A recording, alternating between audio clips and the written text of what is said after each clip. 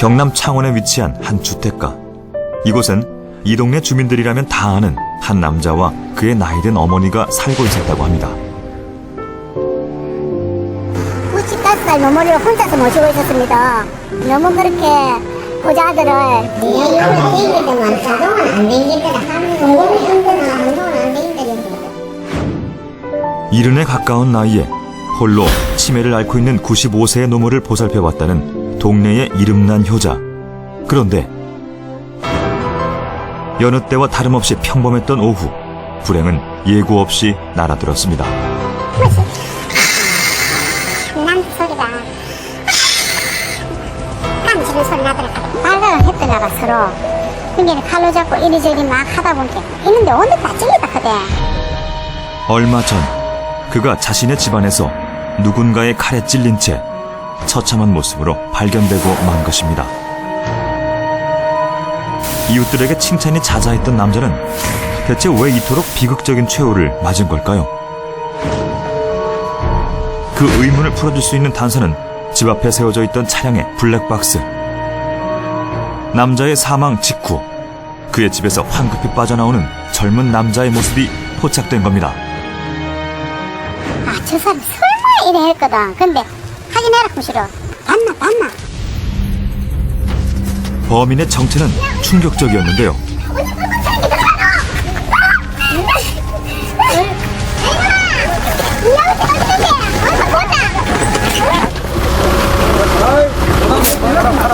아버지 뻘의 남자를 살해한 30대의 범인. 그에게는 대체 무슨 원한이 있었던 걸까요? 그날의 진실을 추적해봅니다. 사건이 발생한 것은 지난 24일. 조용하고 평화로웠던 주택가에서 벌어진 끔찍한 사건은 동네를 발칵 뒤집어 놓았습니다. 아, 나 무섭다 그자. 무서웠어. 25년째 나도 이런 일 처음. 절대 그런 일 없었어. 그러니까 진짜 공참. 피해자는 이 집의 주인이었던 68세의 김 씨. 그가 발견된 곳은 자신의 집 거실이었습니다. 그날 그의 비명소리를 직접 들은 주민이 있었다는데요. 남자 소리가 깜지는 소리 나더라. 그 소리만 났어. 불컥하는 소리. 그때 막 그때도 나와서 있을 때도 한 3번 4번 켰어요. 가다가 그때 조용해졌겠어. 평화롭던 오후의 정적을 깬 비명소리. 약 30분 뒤 김 씨는 싸늘하게 식은 시신으로 발견되고 맙니다. 그날 대체 김 씨에게 무슨 일이 벌어졌던 것일까요? 사건을 담당하고 있는 경찰을 찾아가 봤습니다.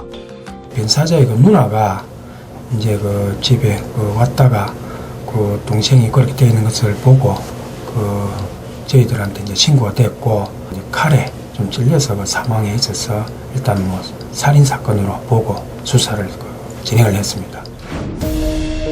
지난 24일 김 씨의 집을 방문했던 누나는 거실에 이불을 덮고 누워있는 동생을 발견하게 됩니다. 자는 줄 알고 이불을 들춰봤지만 동생은 이미 숨진 상태였는데요. 사체는 한눈에 보기에도 처참했습니다. 그 국가수 이제 그 정주 부검 결과 21곳에 그런 이제 자창헌이 있는 것으로 그렇게 그 저희들이 그 회신을 받았습니다. 정말로 이제 당신이 품고서는 그렇죠. 목과 팔, 가슴 부위가 날카로운 흉기에 의해 총 21차례나 찔린 상태였다는데요. 이렇게 수차례 흉기를 휘두르는 살해 수법은 일반적으로 원한에 의한 범죄일 가능성이 높다고 했습니다.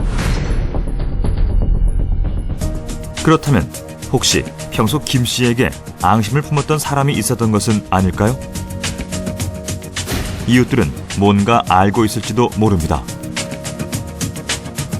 동네 주민들을 만나봤는데요. 아이고 차도 그렇고 키도 크고 말도 그렇고 엄마 인사하고 전부이지. 생이 말이 없고 전부이고 막 인사하면 얘 식사했어요. 잘 잤어요. 너무 아깝다 이거. 너무 안타깝고 마음 아프지. 대부분의 이웃들은 김 씨를 좋은 사람으로 기억하고 있었습니다. 우리는 어렵게 김 씨의 유가족을 만날 수 있었는데요. 사람이 너무 억울하니까 95살 노모리를 혼자서 모시고 있었습니다. 보자 아들을 저 나쁜 인간 쓰레기 말종 같은 인간이 진짜 할머니는 지금 치매가 있어가지고 몰라요. 오래전 아내와 이혼을 한 뒤 어머니를 모시고 홀로 살아왔다는 김 씨. 그는 68세라는 적지 않은 나이에도 불구하고 치매 환자인 95세 노모를 지극정성으로 봉양해온 효자 중의 효자라고 하는데요. 이런 그가 왜 그런 끔찍한 최후를 맞게 된 걸까요? 의문을 해결하기 위해 마을을 탐문하던 도중 제작진은 한 주민으로부터 수상한 남자에 대한 이야기를 듣게 됩니다. 한 5분도 안 됐었어요. 차가 한 개, 요는 흰 차가 하나 떼져 있었어. 머리 좋다. 이거. 이 차에 다 있었거든요. 집 앞 도로에 주차돼 있던 차량의 블랙박스. 화면 왼쪽이 바로 김 씨의 집 앞인데요. 그쪽에서 한 남자가 나타납니다. 그는 급하게 발걸음을 옮겨 어디론가 사라지는데요. 김 씨의 사망 직후 그의 집 쪽에서 등장한 의문의 남자. 대체 그는 누구일까요? 혹시 그가 김 씨를 살해한 범인인 걸까요? 수소문을 계속하던 중 제작진은 뜻밖의 소식을 듣게 됐습니다. 페인트칠하고 방수를 했는데 잘 못 해갖고 돈을 안 주고 싸웠다 캐. 그 사람 지목을 했고 행사가 우리 집에 또 오더라고. 제가 있었다 걔가 빼도 싫은 거 뿌이거든. 그래서 대금 때문에 싸웠나 이런 생각도 다 얼핏 하긴 했지 나도. 얼마 전 김 씨와 말다툼을 벌인 한 남자가 있다는 겁니다. 지난 9월 추석을 앞두고 김 씨는 집안 전체에 방수 공사를 했다는데요. 그러나 공사 결과물이 마음에 들지 않았던 김 씨는 대금 지급을 거부했고 결국 시공업자와 마찰이 생겼다는 겁니다. 혹시 그 시공업자가 이 사건과 관련이 있는 걸까요? 수사는 어떻게 진행되고 있는지 담당 경찰서를 찾아가 봤습니다. 경찰 역시 그를 첫 번째 용의자로 지목하고 조사를 했다는데요. 조금 뭐 언쟁이 있었다고 저희 그 누나가 막 그렇게 이야기를 해서 저희들이 일단은 확인을 했고 당일 알리바이라든지 이런 부분은 그대로 다 증명이 됐기 때문에 용의선상에서 배제를 시켰습니다. 하지만 그에게는 유력한 알리바이가 있었다고 했습니다. 그렇다면 김 씨를 살해한 범인은 대체 누구일까요? 다시 찾은 동네에서 또 다른 이야기가 들려왔습니다. 그날 사고 나가요. 이제 바로 오갖고 이야기할 때 자기가 능그름씩 몇 시에 있었다 왔다 2시까지 노가에 담배 푸고 있더라. 테레비 소리가 나더라. 테레비 키워놓고 테레비 소리 나더라. 그걸 해주고 있더라고. 신고를 받고 출동한 경찰에게 그날 김 씨의 행적을 유독 자세하게 설명했다는 세입자. 형제들이 와가 이제 이야기를 해주잖아. 새 사는 사람하고 원한 관계 이런 나이라. 근데 어느 날 옆에 골치 아픈 아가 있다. 김 씨가 세입자와 갈등을 겪고 있었다는 겁니다. 대체 어떤 문제가 있었던 걸까요? 그를 찾아가 봤지만 만날 수는 없었는데요. 혼자 살고 있다는 남자의 집 앞에는 빈 술병들이 수북이 쌓여 있었습니다. 우리는 주변 이웃들을 통해 그에 대해 들을 수 있었는데요. 한 1년 넘게 살았다는데. 집에서 자주 들어오지도 안 하고 사는 얼큰한 직업도 없고 막 이러니. 내 얼굴이 좀 약간 그러면 까무잡해가 좀 인상이 좀 안 들어간다. 작년 6월 김 씨의 집에 들어왔다는 30살 박 씨. 일용직을 전전하며 살았던 그는 평소 이웃들과도 별다른 왕래가 없었다고 했습니다. 며칠 후 김 씨의 집 앞에 경찰차 한 대가 도착했습니다. 모자를 뒤집어 쓴 채 차에서 내리는 젊은 남자. 김 씨를 살해한 범인이라는데요. 블랙박스 영상 속 남자와 동일 인물인 그는 김 씨의 집에 새들어 살던 세입자였습니다.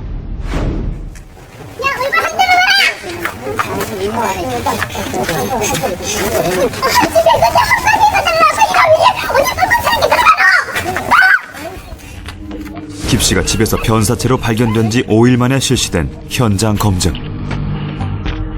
세입자 박 씨는 집주인 김 씨의 집 거실에서 김 씨를 살해하고 현장을 떠나기 전까지의 상황을 담담히 재현했습니다.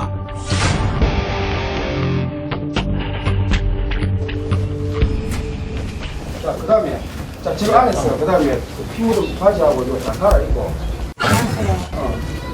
앉아있다가, 그 다음에, 자, 가방 내고, 여기로 나와가지고, 그 다음에 어디로 갔어?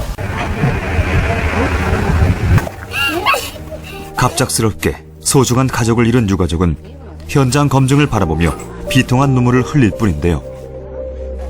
대체 이 젊은 남자는 왜 칠순을 바라보는 집주인을 무참히 살해한 것일까요?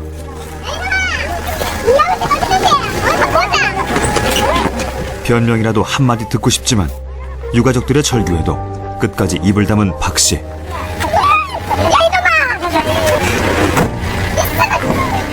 결국 범인 박 씨는 그 어떤 말도 남기지 않고 조용히 현장을 떠났습니다.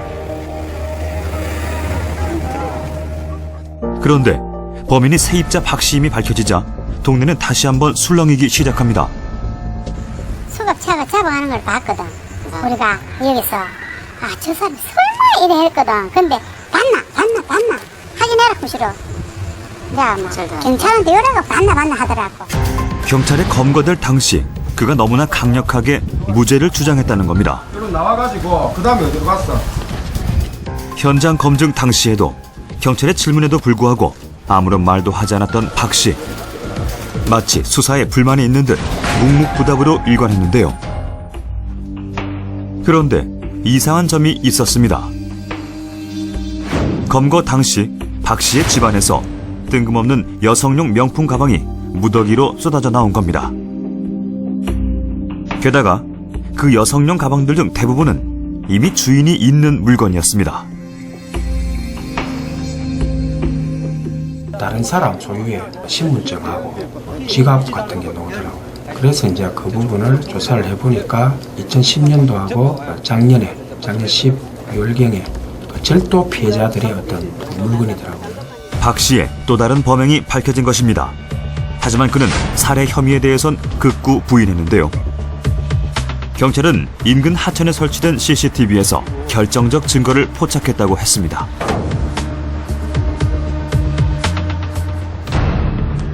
사건 당일 김 씨가 숨진 이후 검은 가방을 둘러매고 하천을 찾은 박 씨.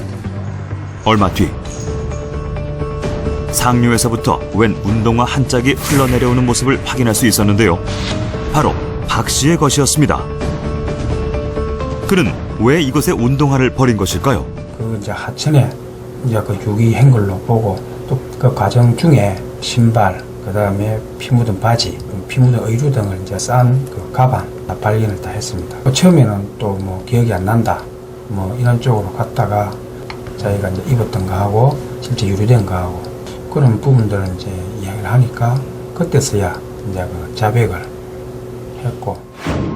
김 씨를 살해한 뒤 증거를 인멸하기 위해서 혈흔이 묻은 자신의 옷가지와 신발을 하천에 유기했던 것입니다. 그렇게 완전 범죄를 꿈꿨던 박 씨. 그러나 증거물이 발견되면서 운동화와 함께 떠내려갈 뻔했던 그날의 진실이 밝혀진 것입니다. 대체 남자는 어떤 사람이었을까요? 수소문 끝에 그가 잠시 일했다는 한 인력업체를 찾을 수 있었는데요. 일반 사회 사람들은 말을 잘하는데 일하는 사람들은 말을 안 하더라고. 그래서 그 집이 어딘지 말 그대로 묻지마라 말 그대로. 뭐 일하는 거는 좀 성실했나요? 그 작년에도 한 3일 정도 왔다고. 작년에 3일? 네, 그렇지. 뭐 요즘 애가 뭐 승부하겠습니까 뭐 이러면. 평소 일도 거의 하지 않았다는 박 씨. 그의 앞으로 온 우편물 중에 지방세 5,660원을 납부하라는 독촉장이 눈에 띕니다.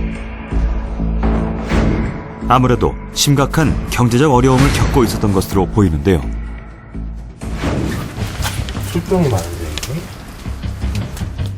술병 옆으로 인스턴트 식품들이 잔뜩 쌓여 있습니다. 혹시 그가 김 씨를 살해한 이유가 경제적인 문제 때문이었을까요?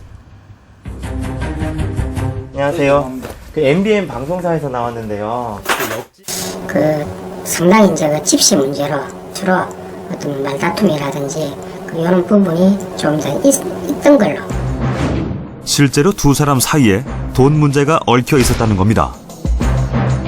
궁핍했던 박 씨가 집세를 계속 미납하자 갈등이 있어 왔고 그 때문에 집주인인 김 씨를 살해했다는 건데요. 집세가 이제 6개월 밀렸습니다. 그러니까 월 20만 원이 하니까 60이 120만 원이 이제 밀린 그런 상태고. 단돈 120만 원 때문에 사람을 죽였다? 실제 범인의 진술은 이랬습니다. 그날 집주인이 방세를 독촉하러 찾아왔습니다. 그리고 두 번째 찾아왔을 때 제게 돌아가신 부모님 욕을 했습니다. 그 이후 우연히 집주인이 다른 사람과 통화하며 제 욕을 하는 것을 들었고 그걸 따지러 찾아갔다가 그만 범행을 저지르게 되었습니다. 그러나 주변의 이웃들은 범인의 말을 고지고대로 믿을 수 없다고 했습니다. 아저씨가 밀렸다고 대놓고 욕할 사람이 아니거든. 근데 우리 씨가 밀렸으니까 그렇게 되면 어떻게 생각을 했든지. 할머니가 돈이 있으시면서도 파 종이 주스로도 몇 년간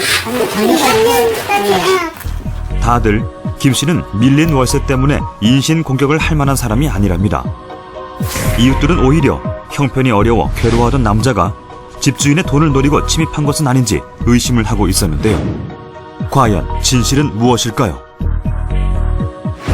그런데 충격적인 사실 하나가 더 있습니다. 사건이 벌어지던 날 집안에 있던 건 김 씨 혼자가 아니었다는 겁니다. 남자 소리가 깜지는 소리 나더라. 그대 선풍기도 넘어지가 있고 밑에 또 자리도 막 들리가 있고 막 빨가랑 했더나 봐 서로. 갑자기 들이닥친 30대 젊은이에게 격렬히 저항하던 김 씨.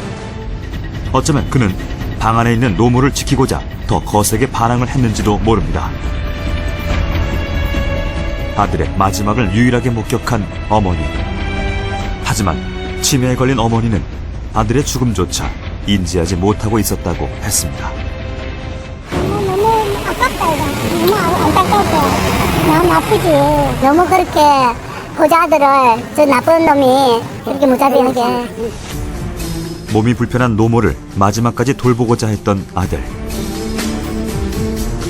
하지만 그는 결국 어머니보다 먼저 눈을 감고 말았습니다.